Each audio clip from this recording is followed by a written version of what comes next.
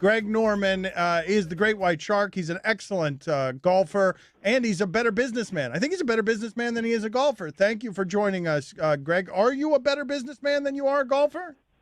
Well, good morning, guys, and Dan and Stu and Greg, and to all your listeners. I don't know. I think on the back nine of my life, it's be an interesting comparison to say the truth, to say the least. But I enjoy it. I had a pretty good platform to kick it off on with my brand and my logo and my positioning. So you might be right. I had a pretty good career, though. I wouldn't change that for much. Well, I'm curious though. Is there any place that you not having gone to college is a hindrance in the business world as someone who is wildly successful at business? Yeah, that is a great question. I often think about that myself. Sometimes I wish I did go to college, but then again, when you look at people like Jack Welch and what he's done without going to college, and I know a lot of my friends who have been extremely successful who dropped out of college and chased their dreams and their aspirations. Look, I think being extremely street smart, street sensitive, and being aware of your environment and the capabilities of identifying virgin space. But at the same time, you've got to bolt on good human resources around you. You've got to bolt on good, intelligent people, business smarts, business savvy, can see into the future like I can. We just did a forever deal with Authentic Brands Group where they bought into my licensing side of my division, and it's a forever deal. So you've got to see out 200-plus years to actually see the rewards. What's the greatest mistake that you've made in business? What's an investment you've made that was terrible?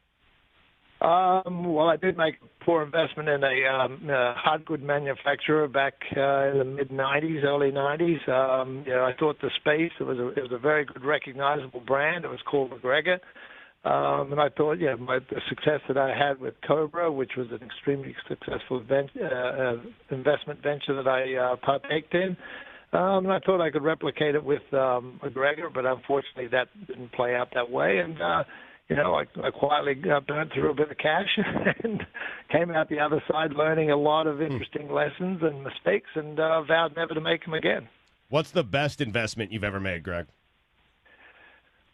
Be honest with you, I bought 12% of Cobra Golf way back in the mid to late 80s, 12% of the company. The investment dollars that I put in went to research and development, and at that time Callaway came out with a big Bertha driver, but nobody had capitalized on the market of being oversized iron, so I convinced the Cobra R&D people to invest my dollars into our research and development, come out with an oversized iron, and we just hit it. We went from about a circa $40 million company, and we sold it for a lot of money, and so that really sent me through the roof, and that's probably by far the best. You got bashful there, Norman. You bought it at $40 million. You sold it for how much? Let's go, Norman.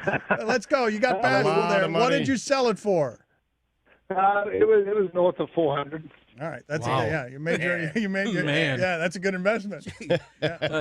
Greg, you were ahead of your time a little bit. I remember you had a Greg Norman wine label years before that became sort of common among celebrities. What was the genesis of it all? When did it begin that you or somebody said to you, you're going to become a brand? When did all that happen? Well, brand recognition came with a gentleman called Paul Fireman who owned Reebok at the time. And I was an endorsed player wearing Reebok clothing, and Reebok was really a women's athletic shoe. And he was growing the business here in the United States. And eventually, Paul was a massive golf fan, and he became a really close friend of mine. And he said to me one day in the late 80s, he said, we're going to start the Greg Norman collection. I went, okay, what is that? And he said, well, we're going to get in the soft goods side of business. And so we came up with the logo. We invented the logo, designed it. It had to be multicolored because of some restrictions we had with another manufacturer around the world. And we came up with the logo. It was very, very recognizable and accepted. But the most important thing is Reebok had distribution centers all over the country. So to get our product out there, the soft goods out there, was very, very easy to do because we didn't have to start a whole new distribution side of things. And that was really the catalyst. And then Paul Fireman taught me to understand about marketing, understand about branding, understand about awareness of the space. I mentioned a few minutes ago about identifying virgin space and going after it. So he actually taught me a lot of that, and today I use that advice and experience very, very well to be where I'm at today. All right, let me ask you a couple of questions here on your ranch. Your ranch is said to be a marvel. So what is the acreage on your ranch? It's just under 12,000 acres. We have 2.5 miles of the White River. We sit in Rio Blanco County, just outside of a little town called Mica, where the main lodge is in an elevation just under 9,000 feet, and the rest of the ranch just sits down underneath it. So from my lodge, I can pretty much see the entire property, and we're surrounded by national park and wilderness. And I love getting up in the high country and disappearing in the wilderness. Why were you nude there the other day? Why were you nude near the water the other day, being photographed in your natural habitat, so to speak? Well, wilderness is natural habitat, and my wife and I and a couple of my ranch hands, we're in the saddle for about a day and a half. So it was a big long climb to get to the top to where we're at, and you needed to freshen up. So the water's very, very cold to say the least, and I just decided to wash up. I do it every year. You're in the wilderness, and my wife said, "My God, you look hot. Why don't you take the photograph and let's send it down." You did. I mean, you look good. You look amazing. You were showing off there, Norman, weren't you? You were showing off. You wanted your photograph taken. You were preening. Yeah. You were posing, yeah. Well, why not? I guess there's nothing wrong with that. No, your birthday suit is the best suit you could ever wear. No, it looked good. So it was Mrs. Norman's idea. The whole thing looked good. That's not what he said. You weren't listening at all. You just wanted to get your baby in. So Greg Norman's with us on ESPN Radio. Couple of quick questions, Greg. The ranch, it's been reported that it's worth $75 million. Just over or under? Over or under? Look, if somebody wanted to pay me $75 million for it, I would take it. Okay. For sure. All right. So what would you, if you have to impress somebody with an item or something on the ranch outside of the nature, which you obviously love, And your body. what is the thing that you would point to and say, this is how I would impress a stranger? Look, I think there's many aspects to the ranch. There's a variety of ecosystems, from real dark, heavy ponderosa pines and spruces to dry desert country to mountain lion country to elk.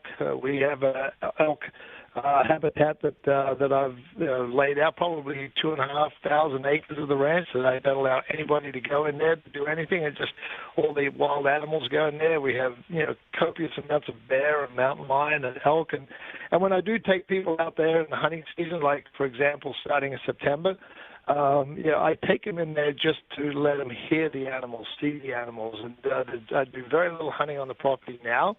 And just to get that feel of what Mother Nature is all about. It's truly therapy for a lot of people, and then there's times when people come out from the East Coast, and I have two ranges on my property, one that goes out 1,600 yards that I love shooting, long range rifle shooting, and one that's short range for pistols and other things.